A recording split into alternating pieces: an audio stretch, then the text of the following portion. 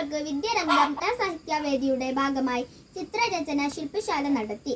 സ്കൂളിലെ മുൻ അധ്യാപകനായിരുന്ന സുധീർ മാഷിന്റെ നേതൃത്വത്തിലാണ് ശില്പശാല നടന്നത്. കുട്ടികളും അധ്യാപകരുമെല്ലാം ശില്പശാലയിൽ പങ്കെടുത്തു.